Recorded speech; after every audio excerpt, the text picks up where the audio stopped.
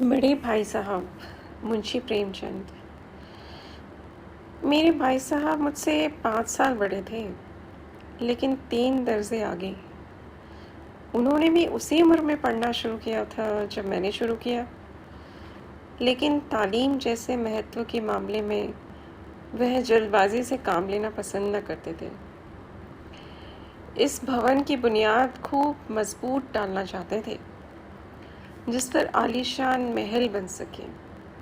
1 साल का काम 2 साल में करते थे, कभी कभी 3 साल भी लग जाते थे। बुनियाद ही पुख्ता ना हो तो मकान कैसे अच्छा बने। मैं छोटा था, वह बड़े थे। मेरी उम्र 9 साल, वह 14 साल के थे। वे स्वभाव से बड़े अध्ययनशील थे, हरदम किताब खोले बैठे रहते और शायद दिमाग को आराम देने के लिए कभी कॉपी पर, कभी किताब के हाशिए पर चिड़ियों, कुत्तों, बिल्लियों की तस्वीर बनाया करते थे।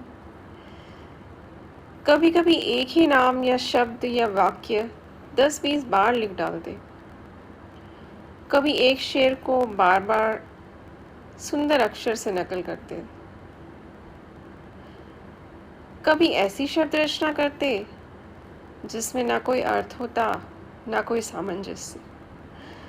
मसलन एक बार उनकी कॉपी पर मैंने यह इबारत देखी: स्पेशल, अमीना, भाइयों भाइयों, दरअसल, भाई भाई, राधे श्याम।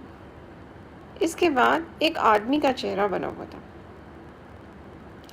मैंने चेष्टा की कि इस पहेली का कोई अर्थ निकालूं, लेकिन असफल रहा और उनसे पूछने का साहस न हुआ। वह 9वीं कक्षा में थे, मैं 5वीं में। उनकी रचनाओं को समझना मेरे लिए छोटा मुंह बड़ी बात थी। मेरा जी पढ़ने में बिल्कुल न लगता था। 1 घंटा भी किताब लेकर बैठना पहाड़ था। मौका पाते ही हॉस्टल से निकलकर मैदान में आ जाता। कभी कागज़ की तितलियां उड़ाता और कहीं कोई साथी मिल गया तो पूछना ही क्या। कभी चारदीवारी पर चढ़कर नीचे कूद रहे हैं, कभी फाटक पर वार, उसे आगे पीछे चलाते हुए मोटर कार का आनंद उठा रहे हैं। लेकिन कमरे में आते ही भाई साहब का रौद्र रूप देखकर प्राण सूख जाते। उनका पहला सवाल होता, कहाँ थे? हमेशा यही सवाल इस स्वर में पूछा जाता था और उसका जवाब मेरे पास सिर्फ मौन था। पता नहीं मुंह से ये बात क्यों नहीं निकलती थी कि ज़रा बाहर खेल रहा था। मेरा मौन कह देता था कि मुझे अपना अपराध स्वीकार है।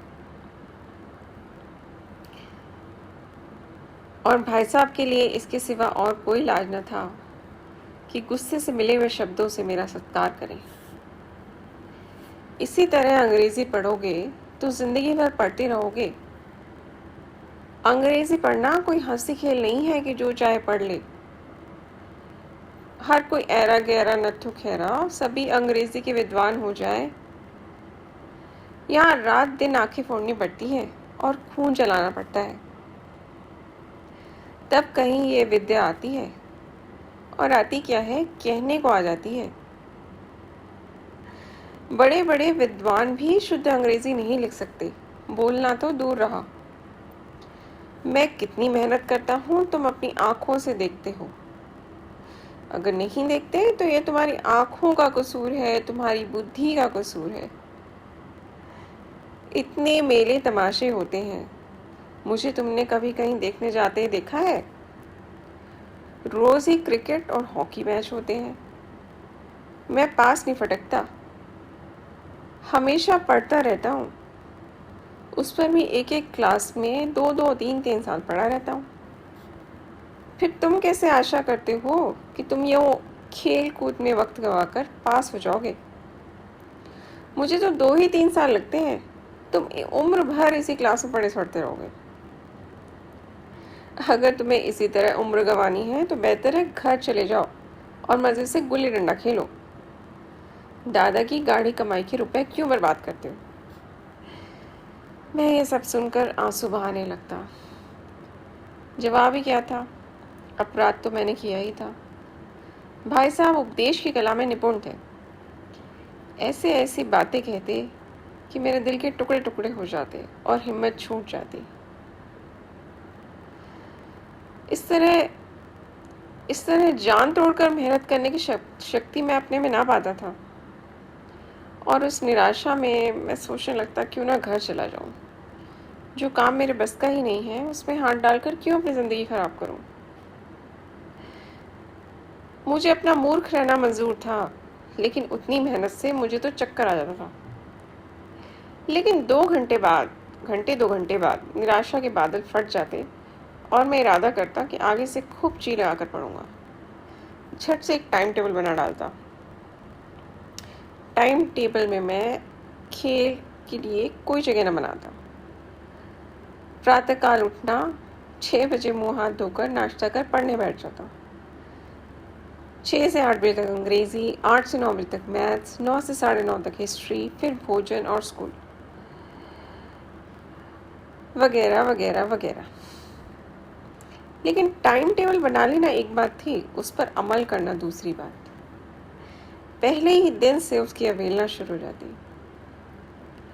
मैदान की वह सुखद हरियाली, हवा के वह हल्के हल्के झोंके, फुटबॉल की उछल कूद, वॉलीबॉल की वह तेज़ी मुझे अज्ञात और अनिवार्य रूप से खींच ले जाती और वहाँ जाते ही मैं सब कुछ भूल जाता।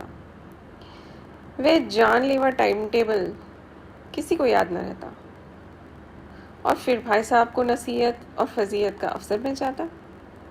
मैं उनके साये से भी दूर भागता, उनकी आंखों से दूर रहने की कोशिश करता। कमरे में इस तरह दबे पाँव आता कि उन्हें खबर ही ना हो। उनकी नज़र मेरी ओर उठी और मेरे प्राण निकले। हमेशा सिर पर तलवार से लटकती मालूम होती। फिर भी जैसे मौत और विपत्ति के बीच में भी आदमी मोह और माया के बंधन में जकड़ा रहता। मैं फटकार और घुड़कियां खाकर भी खेल कूद का तिरस्कार न कर सकता।